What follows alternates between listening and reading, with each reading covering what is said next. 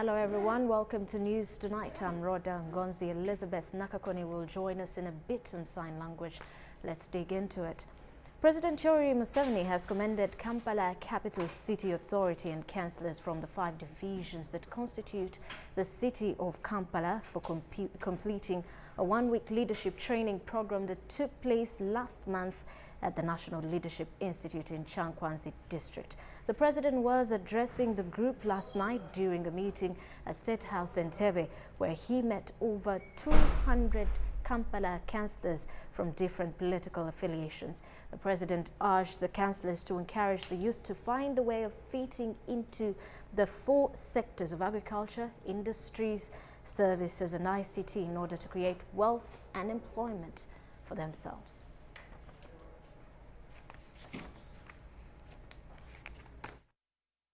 President Yoweri Museveni yesterday met Kampala Capital City Authority and councillors who completed a one-week leadership training program at the National Leadership Institute Chankwanzi last month. Kubanga abo abakulembeze bamwe abagamba nti obukulembeze buli nga senyiga nti ekwata bukwasi abo bagenda kubasuula mu nyanga mugenda kulemwa. The meeting, which took place at State House in Entebbe, attracted over 200 Kampala councillors from different political affiliations. President Museveni urged the councillors to encourage the youth to find a way of fitting into the 4 sectors of agriculture, industries, services and ICT in order to create wealth and employment for themselves. Obugagga n'emirimu kubanga bibatawaanya mu bukulembeze bwamwe. Obugagga, wealth, n'emirimu, jobs, tunafuna tutya. He appealed to the councillors to be alert and use political pressure as means of advocating for more financial allocation into the youth and women funds, adding that a lot of money was being wasted in irrelevant expensive trips abroad by their leaders. Ekyo nakyo kive okulaba omukulembeze akozesa abantu abamwagira nga kasasiro n'atabafaako. So nga bo balina abaana baabwe basoma mu masomero g'ebweru ebyokwekalakasa tebabiriimu. Oba okwekalakasa kirungi lwaki omwana we takulembera ne tumanya nti kyekirungi. Oyo Mbabazi ono mukyala Mbabazi ngenda kumukambwalira kubanga bwe yandibadde abakolako yandibadde abagamba n'abagambira ddala na radios nti temuddamu okutiisatiisa abantu. Intimidation is not allowed and demonization. While some of the councillors raised the issue of the taxi drivers not paying taxes in the last 4 months, President Museveni promised that he would meet taxi operators and KCCA leaders to deliberate on the matter. The Minister for Kampala City Authority, Honorable Betty Kamya, thanked President Museveni for granting her request to train all the councillors, irrespective of their divergent political persuasions. She commended the councillors for defying the resolution by the opposition, who allege the training for councillors was an indoctrination stance by the NRM. Gasse edda sebo wekitiibwa nga bwe bakulanga otambula wano w'ekibiina ekirala banno ng'olina okwekweka kubanga oba okola ki olowooza nti baga nti wakyuse baakuguze nowa NRM bw'atambula nabo era bane baga nti obadde ki gw'otulyamu olukwe. Sebo wekitiibwa pulezidenti njagala okukakasa nti ensonga ezo zaaweddewo tutambulira wamu. The director of the National Leadership Institute, Brigadier David Kasula Chomkama, thanked President Museveni for his logistical support, adding that the objectives of Pan-Africanism, patriotism, discipline, leadership ability and personal skills were achieved in the training the councillors underwent. Other speakers during the meeting included the chairperson of the urban councillors in the 5 districts of Kampala, Mr. Kazinga Sekamate, and the deputy mayor of Kawempe, Mr. Ntale Ishmael. They all thanked the Minister for Kampala, Mrs. Betty Kamya, for the initiation of taking them to Nali.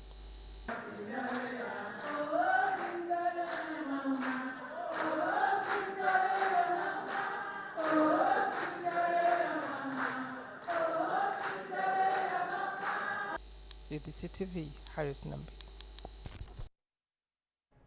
President Yoweri Museveni has called upon parents not to neglect the girl child, saying that she has so much to offer to the home, country and the world. The president made the remarks today at the wedding ceremony of Roger Kagrusi Kalanzi and Mirab Chomugasho at St. Paul's Cathedral, Namirembe in Kampala. Now, Kagrusi is a son to Mr. Wilson and Mrs. Agatha Kalanzi, while Mirab Chomugasho, who was raised by the Minister of Veteran Affairs, Honorable Bright Ramirama, is the daughter of the late Robert and Jovia Banyetsiri. Mrs.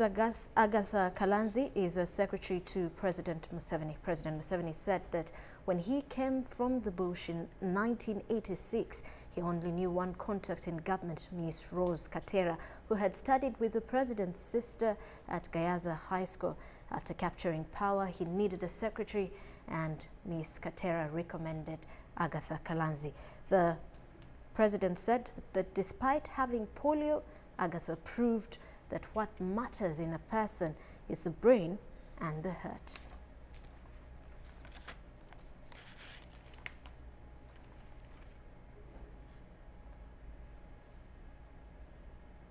Also, the president has said that men who refuse to declare their HIV status when positive to their spouses are criminals and are equated to possessing dangerous biological weapons like terrorists.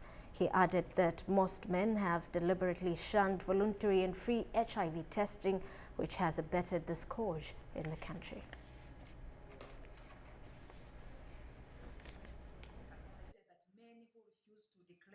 HIV status when positive to their spouses are criminals and are equated to possessing dangerous biological weapons like terrorists.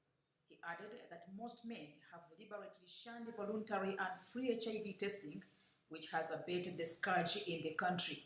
In a speech read for him by Vice President Edward Chiwan Kasekandi at Bilonino National Instructors College in Obey Village, Ayer Sub-County, Nikole District during the World AIDS Day commemorations, the president said that more harsh measures may be put in place to compel men to ascertain their status and enable them to start on treatment if found HIV positive and reduce their infections, especially to young adolescent girls.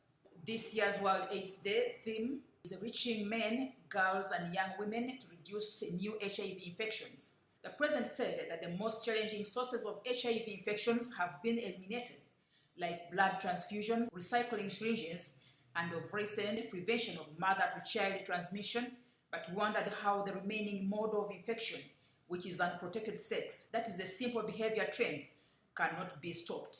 President Museveni paid tribute to development partners for upping research in HIV treatment that has enabled a number of people to live longer and contribute to the well-being of their families and countries. The Minister for Health, Dr. Ruth Acheng, said that focus of her ministry has been the implementation of evidence-based behavioral and biomedical interventions, including promotion of abstinence, being faithful, consistent use of condoms, medical male circumcision, programs for elimination of mother-to-child transmission, and antiretroviral treatment services coupled with HIV testing and counseling. She added that safe male circumcision varies from region to region and said that Northern region response is only 14%, yet prevention intervention is important to the attainment of 90-90 targets, which is a fast-track strategy to rid HIV/AIDS in the country by 2030. She said that under PMTCT, child infections have reduced from 25,000 to 4,000 and thanked mothers for taking the program seriously.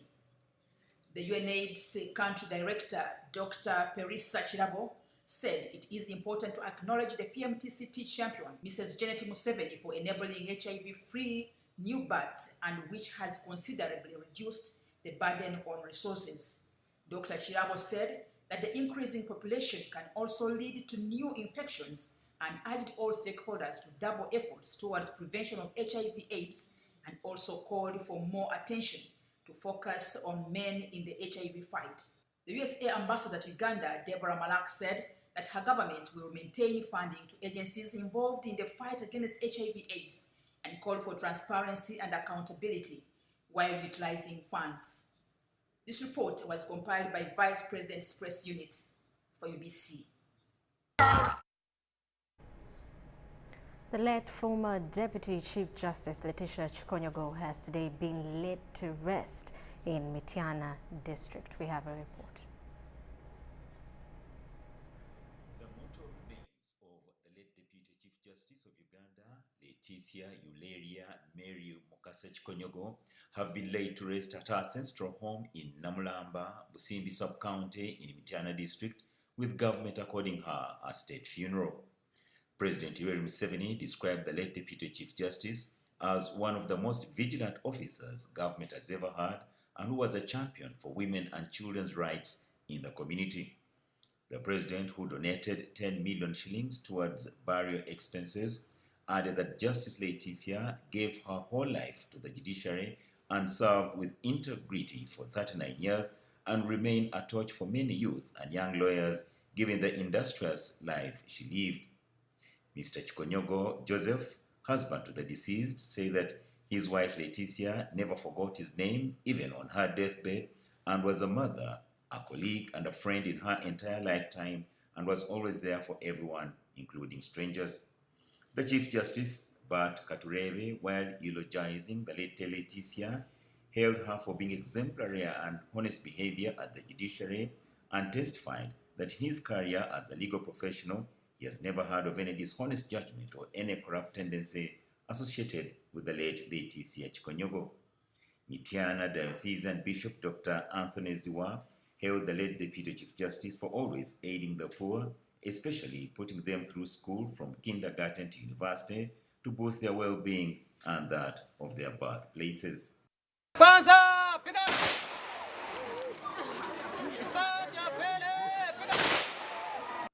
Reporting for ABC TV News, Stephen Kanakuya, Sempa. Yes. Parliament has approved 256 billion shilling loan from the African Development Bank and the African Development Fund to facilitate the construction of the Kapchorwa-Sowum Road. The Speaker of Parliament, Rebecca Kadaga, confirmed the news while addressing Kapchorwa residents at celebrations to mark Sabini Cultural Day. We take a look. The road alone has left us as ourselves. There is nothing new coming here, no new people coming here that would otherwise change our way of doing things. The people of Buko now look like people who are living in a hole because there is no road connecting to this place. People are not exposed. For people to move to Kapchorwa, it is not easy. And as a result, you find that FGM thrives best in this area. We don't have newspapers here. New Vision, the Monitor is not here. I'm glad that the loan for some Kapchorwa Road has finally been passed. It has been a matter of great concern to me and to many other members of Parliament that Kapchorwa has stayed for long without their road. Sebei residents will now have their prime Kapchorwa-Sowum Road worked on after Speaker Rebecca Kadaga's confirmation that Parliament has approved monies to work on it. On recess, I asked the Committee on National Economy to remain in Kampala so that they could process the loan for Sowum Kapchorwa. It has been in the pipeline for so many years. So I told them this is the first thing I want us to do after the recess. And it has been done. The loan has been passed. Okay. It has been passed. Okay. Now we want to look at implementation. Okay. At least 256 billion Ugandan shillings has been approved by Parliament, down from the earlier 339 billion shillings from the African Development Bank and the African Development Fund. The road is part of a multinational project involving Uganda and Kenya, dubbed the Kapchorwa, Sowum, Kitale and Eldoret Bypass Roads Project. as leadership, we want to hope and believe that this time round it's not like any other story, but that government is going to expedite, and very soon something gets done on this road. The Ugandan government is expected to also contribute about 40 billion shillings towards the project. The Ugandan bit of the project is scheduled to be implemented during the period 2017-2021. The kilometer-long Kapchorwa-Swam Road in the eastern part of the country is part of a 150-kilometer-long regional project. The road traverses north of Mount Elgon National Park through the districts of Kapchorwa, Kwen and Bukwo, ending in Swam at the border with Kenya. The Ugandan National Roads Authority is expected to implement the Kapchorwa-Swam project. According to UNRWA, the contract has not yet been awarded, but procurement for civil works is at advanced stages. An area member of Parliament, Soyekwo Kenneth, welcomed the project, saying it will raise the status of the agricultural part of the country. This is something that has been long awaited for a very long time. And I shall appreciate and I should thank the government. You know, right now, Sabay region is one of the baskets of, is a food basket of all foods in the whole country. And now that they are going to work on this road, it is going to open our agricultural staff to the market. Despite the periodic maintenance operations by UNRWA due to black soils, the existing gravel road deteriorates and becomes impassable whenever it rains. About 2,564 people are expected to be affected by the Kapchorwa-Swam Road. Bernard Iga, UBC TV, Kapchorwa. Thank you, Bernard Iga. Now, it was whining and feasting at Kalia Courts in Fort Portal municipality as Uganda's Food Basket held a food summit aimed at creating awareness about right eating. This follows a recent study indicating that 41% of children in Kabarole are malnourished despite the abundant nutritious food produced in the area. The event that attracted members of parliament, civil society organization members, local council leaders, community leaders, teachers and school children is the second of its kind organized by Kabarole Research and Resource Center in Fort Portal.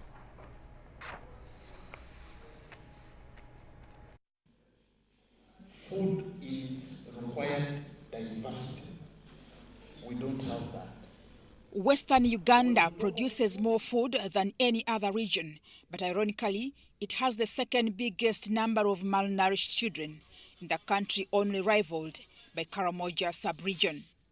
A recent study indicates that over 40% of children in Western Uganda, including Kabarole district, are malnourished because of poor feeding in an area of plenty. Most of the food is either sold or eaten wrongly. On understanding issues surrounding nutrition, why aren't people eating well? And we have been looking at different researches. This was disclosed during the second People's Food Summit, organized by Kabarole Research and Resource Center in Fort Portal, and attracted members of parliament, community leaders, stakeholders in food production, and community members from Rwenzori sub-region. When I'm talking about the malnourished populations, they are the rural populations, yet they are the ones who feed the people in urban centers. So what we're trying to encourage the rural populations, especially the rural farmers, first to become consumers of what they produce. If it were possible, the government would even pass a policy of ensuring that there is a percentage of the food that is eaten by those people who produce it, and then the balance is what they put in the market. The Minister of State for Agriculture, Christopher Chibazanga, officiated the two-day event that also attracted officials from the Office of the Prime Minister, led by Boaz Msimenta, Minister of Agriculture, senior staff and development partners at Kalia Courts, Fort Portal Municipality. Food is a health measure for an individual. When you are hungry, that is sickness, and you look for food, it is your responsibility to feed yourself. Health measure. A member of parliament from Kumi district, Orot Ismail, who advised community leaders and heads of homes to feed their children on nutritious food to stem out unstunted, was among the several members of parliament that attended the People's Food Summit. I've got now to go and sensitize my people so that the stunt growth reduces as much as zero by making sure that they eat traditional indigenous food. No frying the food. They should dry the meat before they eat. They should intensify the consumption of the grains and potatoes. Kabarole Research and Resource Center management, who have been on a tour of South Africa, Zambia and Tanzania, advise Ugandans to eat qualitatively and those processing to add nutrition value. They try to make these ones more nutritious because the popcorn we have in Uganda, you just mix salt. And salt may not be good for children, not even for us. A lot of it goes to the show. But what the Tanzanians are doing is that actually they mix it with the condiments. And one of the condiments they use is honey. The event was crowned by a food feast with Minister Christopher Chibazanga as the chief eater. But I will only take you farina. Do you have farina? It's very much available. It's what I miss in the Tororo. Mutonyi Hilda and Hayumana Deo, UBC. Let's now take a quick break. We return with more details. This is News Tonight.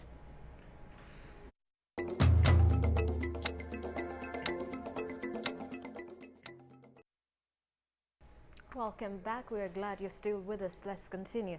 The Speaker of Parliament, Rebecca Kadaga, has appealed to various corporate companies to join the campaign aimed at restoring the green cover in the country. Kadaga made this appeal during a meeting with the corporate companies to see that the Uganda's flora is restored.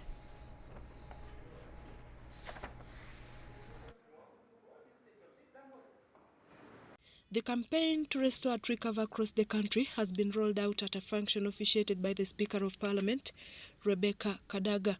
This is after realizing that the country is losing close to 81% of its tree cover to lumberjacks. While meeting officials from the National Forest Authority, the Speaker of Parliament, Rebecca Kadaga, implored them to guide the public on the suitable types of trees during this campaign. So that they can work on the issues of enforcement.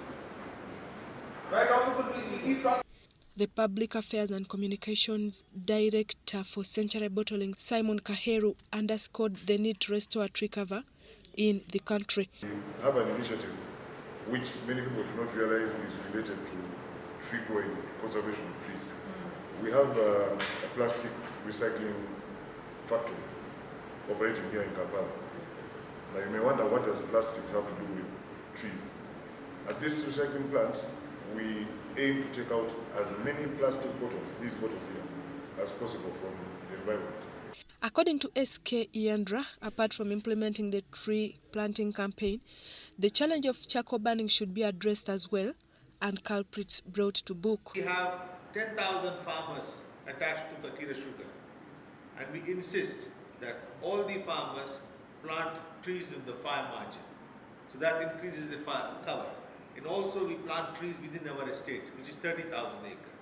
Charcoal burning is one of the threats to tree depletion that is sought to be addressed. The National Forest Authority representative, Levi Etwodu, pledged over 500 tree seedlings to be distributed in the campaign. All is going to have a plant, is going to have a facility to specify a certain area. It can be 1%, it can be 10%. Among the companies joining the campaign to restore tree cover in the country include Kakira Sugar Works, United Nations Population Fund, Harris International, Crown Beverages, MTN Uganda, Century Bottling, and National Forestry Authority. Susan Naonga and Ibrahim Senfuma. Thank you, Susan and Ibrahim. The Speaker of Parliament, Rebecca Kadaga, has promised to support education initiatives in Sabinyi community to bring to end acts of early marriages and female genital mutilation among the girls. The Speaker yesterday graced the celebrations to mark the 2017 Annual Cultural Day in Kapchorwa district, where she warned traditional birth attendants who allegedly mutilate mothers during childbirth. These mud structures belong to Tumoboy Secondary School in Tingei Sub-County, Kapchorwa District, the only one in Kaptanya Sub-County in the mountainous Kapchorwa District. The school started in 2014 by the community to save their girls from walking long distances looking for secondary education in Kapchorwa town, over 20 kilometers away. The school has 200 students, 80 boys, 120 girls, is in dilapidated structures not suitable for learning. The head teacher, Aziz Chimayek, says most girls are raped and some defiled along the way to drop out and marry. Rape on the way, there have been defilement, so many problems. Actually, they reach here late because they live here as early as 5 to capture SS, which is the nearest school, and come back towards 7:30 at night. So actually, they are coming back. Actually, has those problems, associated problems. Last year, Kenyan Deputy President William Ruto provided 33 million Ugandan shillings for the construction of a classroom block. The construction stopped after his countrymen accused him of spending money in a foreign country. At the 21st annual Sabini Cultural Day celebrations in Kapchorwa, it seems the state of Tumboy Secondary School will change. And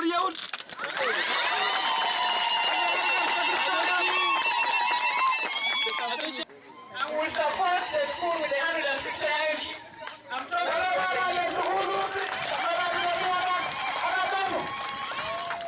The Speaker of Parliament, Rebecca Kadaga, has donated 150 iron sheets to roof the structure. Since you have started, we are going to make sure that this is achieved as quickly as possible so that our children don't have to walk so many miles, especially in the difficult areas.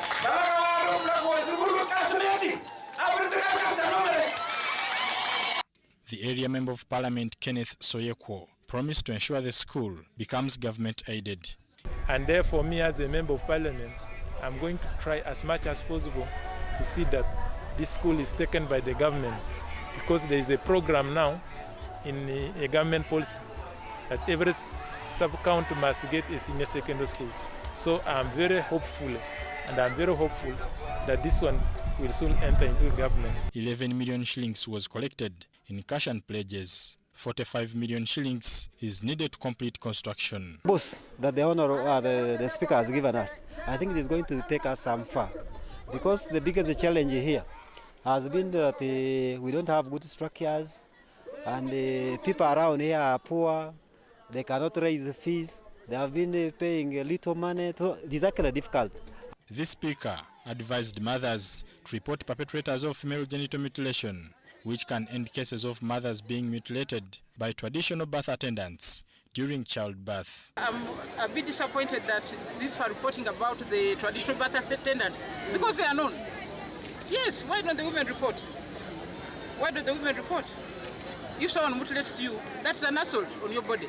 So I forgot to say that because I'm in a hurry, but the women here who have been mutilated by the birth attendants should report so that we deal with the birth attendants. The shortage of the United Nations Population Fund Program Specialist on Female Genital Mutilation, Esther Cherop, said Uganda is about to be declared FGM-free and pledged United Nations is addressing FGM drivers. We are hoping that Uganda will be one of the countries that will be declared FGM-free in the next few years, because the global strategy is by 2030.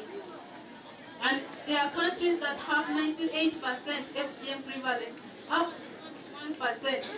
And we believe that the community is actually instrumental in this, that the community of Sebei and the neighboring district can be identified as a champion. We also emphasize that we need to celebrate the girls who have actually succeeded in education.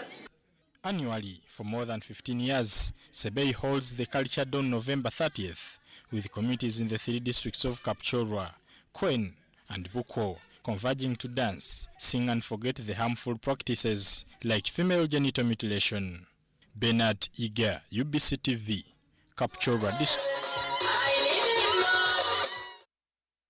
Meanwhile, beneficiaries of the volunteer program under Japan International Cooperation Agency have hailed the gesture of the Japanese government sending volunteers to Uganda.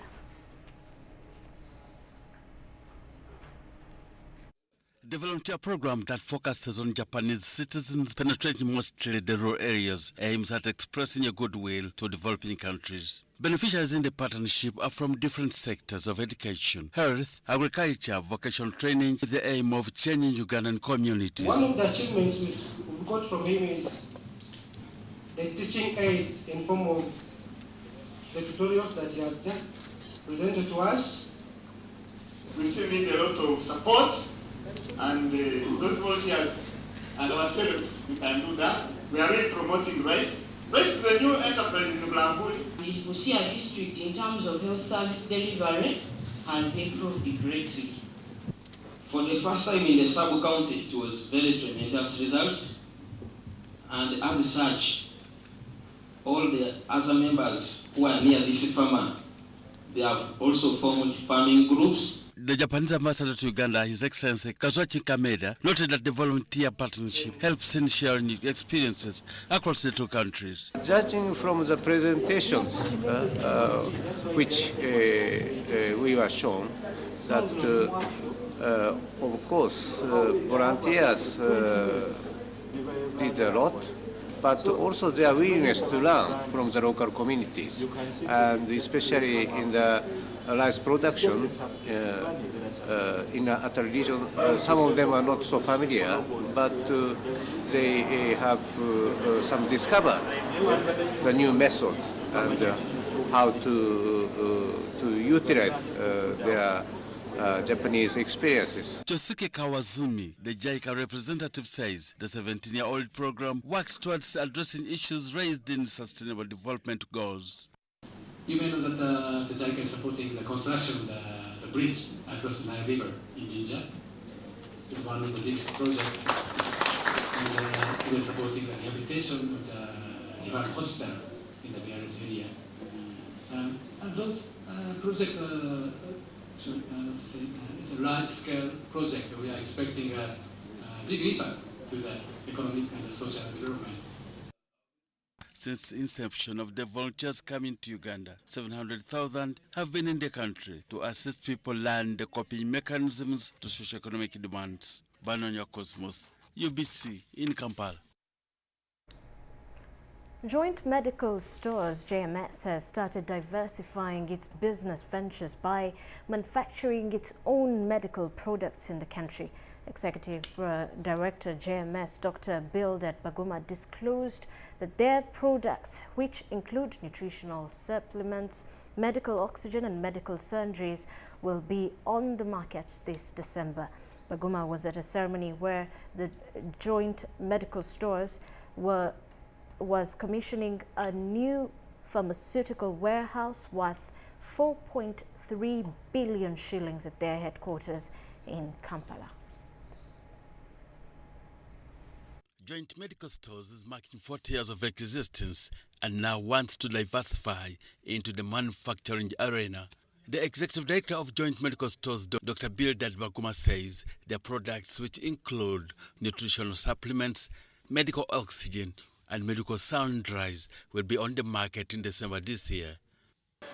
So we are making nutritional supplements of moringa and selenium, and they have been proved to provide additional nutrition and boosting immunity for children, malnourished children, for pregnant women, and also for people living with HIV and AIDS. So these ones will be on the market in December, and the product is called Replenish Plus. Joint Medical Stores acquired a new pharmaceutical warehouse worth 4.3 billion shillings with the capacity of 2,800 parade positions in their headquarters in Kampala. In the supply chain for pharmaceuticals, as I said, the key thing is about maintaining quality throughout the chain. In order to do that, you have to have warehousing or storage space which is custom made for keeping pharmaceuticals and these products. So this warehouse that we're launching today is made particularly for that purpose. While commissioning the new warehouse, the Minister of Finance, Matiaka Seja, cautioned the board and the management of Joint Medical Stores to be transparent for effective service delivery. You know, we have another organization which brings in drugs for the on behalf of the government. You don't know? NMS, National Medical Store, based in Entebbe. I want you to give those people a run for their money.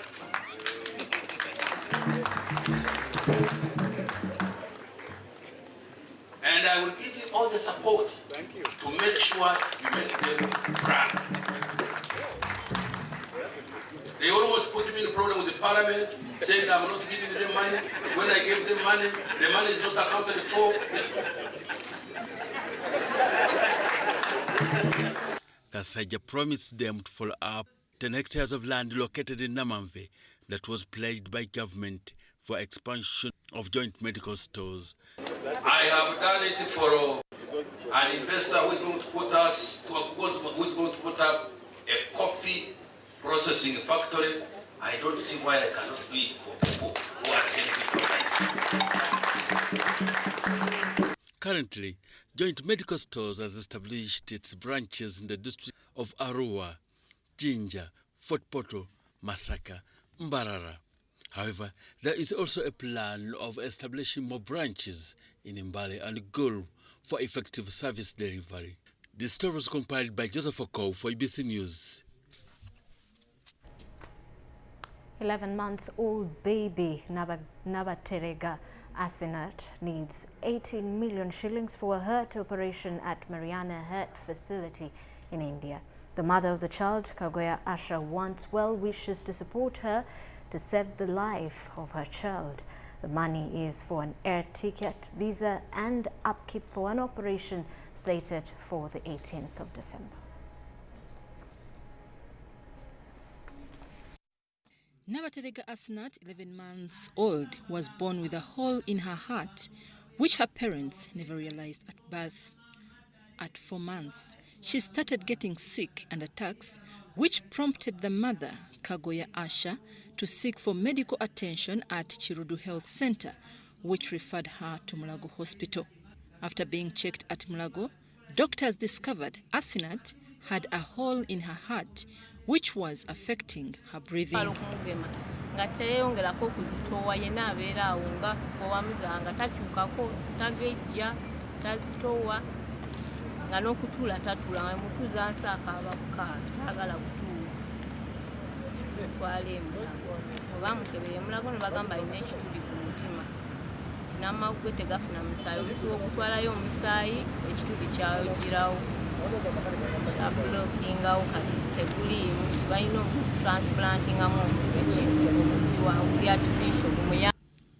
Mulago does not have the capacity to handle such complications. It referred Nabaterega Asinat to Mityana Health Facility, India. She is supposed to be operated on 18th December.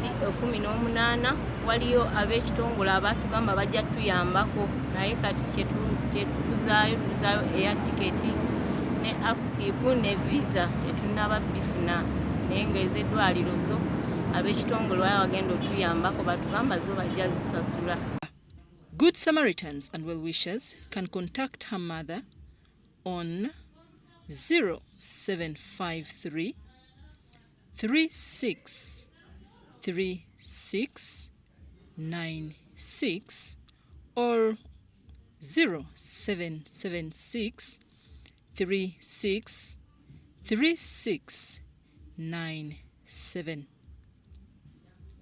I'm Navka Farida and Salongo Kasbante reporting. Government, UNDP and the Green Climate Fund have earmarked $44 million towards restoration of degraded wetlands. According to the Director of Environment, Paul Mafabi, the project aims at restoring degraded wetlands to improve ecosystems and strengthen climate information. It also provides for early warning systems. About 4 million people in Uganda live in and around the wetlands and rely on them for food, although their activities have resulted into degradation of the wetlands and disintegration of the ecosystem. The result has been climate change. Government, UNDP and the Green Climate Fund have developed a project to restore the degraded wetlands. As you all know, this is the first project to be funded by the Green Climate Fund following the Paris Agreement on climate change, and it gives us a great opportunity as a country to address issues to do with climate change, issues of wetland degradation, and issues of alternative livelihood. It is anticipated that the restored wetlands will enhance communities' climate change adaptation and resilience by reducing risk to flooding and drought associated with the changing climatic conditions. One component is to do with the physical restoration of the wetlands. The second component is to what we call alternative livelihood support. People, particularly those who have been using wetlands or degrading wetlands, that we're expecting that they'll be provided with this support so that they can have other livelihood options, and then the wetlands can be left to restore. The project will run for 8 years in 20 districts of eastern and southwestern Uganda, including Palisa, Budaka, Chibuku, Butaleja, Kisoro, and Kabale.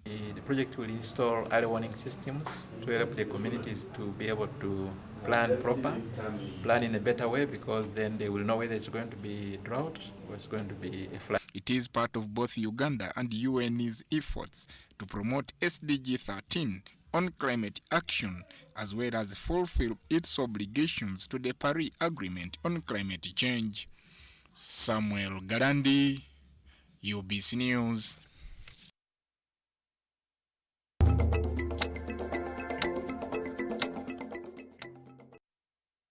And on business news, stakeholders in the farming business advocate for a counterfeit law to encounter fraudsters that sell farm inputs on the Ugandan market.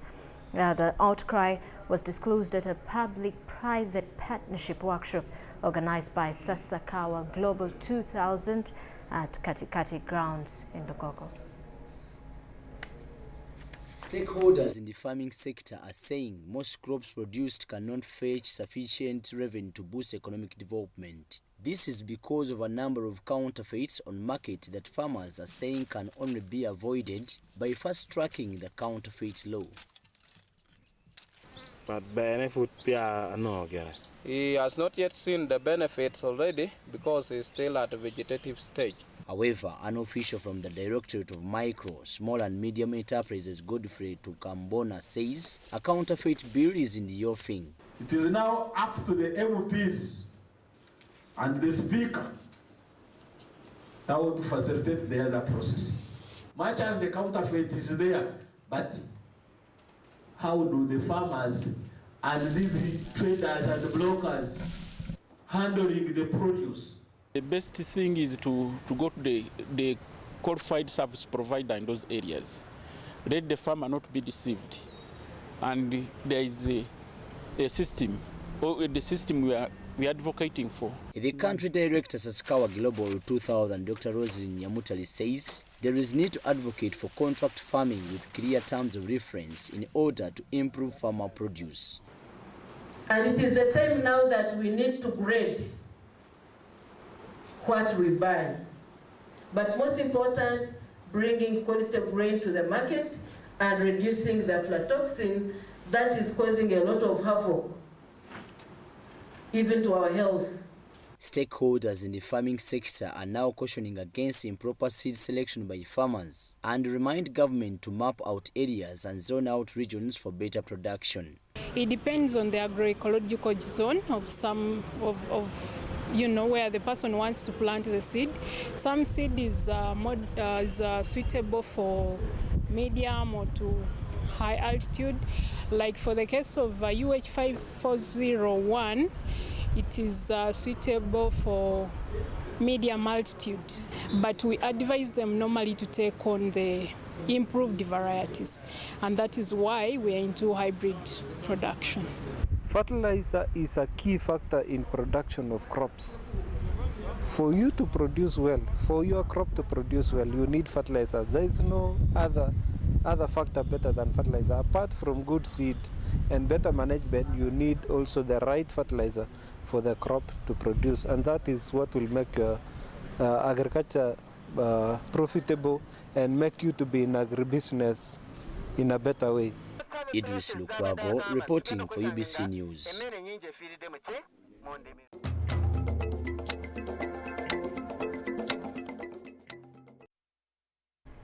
U.S. senators have passed a sweeping tax cuts bill, paving the way for Donald Trump's first big legislative victory. The package would mark the biggest tax overhaul since the 1980s. It was passed by 51 votes to 49 after a series of amendments in a marathon session. Now, Democrats complained it only benefited the wealthy and big business. The plan sees a sharp cut in corporation tax, but a Senate committee finding has warned it would add £742 billion to the budget deficit. President Trump wants the measures enacted by the end of the year and congratulated Republicans for taking the U.S. one step closer to delivering massive tax cuts for working families. The Senate will now have to merge its legislation with that passed last month by the House of Representatives before it can be signed into law by the president. The move will be seen as a major victory for Trump, who since taking office has struggled to get major legislative movement in Congress, including fulfilling his vow to repeal and replace Obamacare.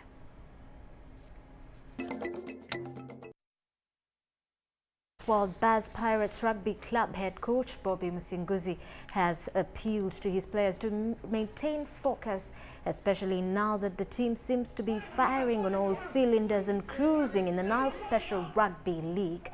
Msinguzi made the remarks following a 45-3 victory over Rams at Legends Rugby Club. The victory cements top position for Pirates that has played 3 winning, all including against Heathens. During the Rams' victory achieved with ease, Pirates scored tries through players like Raymond Emanzi, Haruna Mohamed, William Muchunguzi and Conrad Wanyama. But the team's coach Bobby Msinguzi tells his players to continue the spirit of togetherness and playing as a unit in order to further success, especially the league crown to be registered.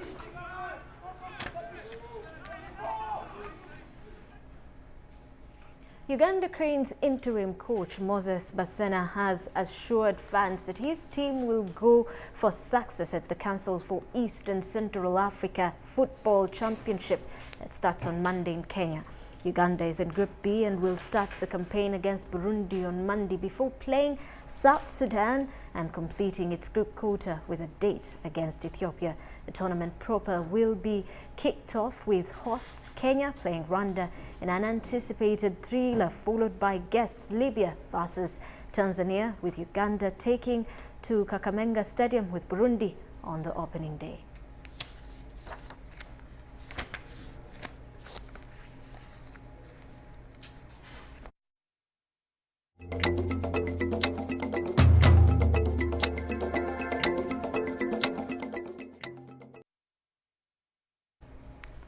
And that's all for News Tonight. Thank you for sticking with us. Elizabeth Nakakoni is our sign language interpreter. I'm Rhoda Ngonzi. Have a lovely night.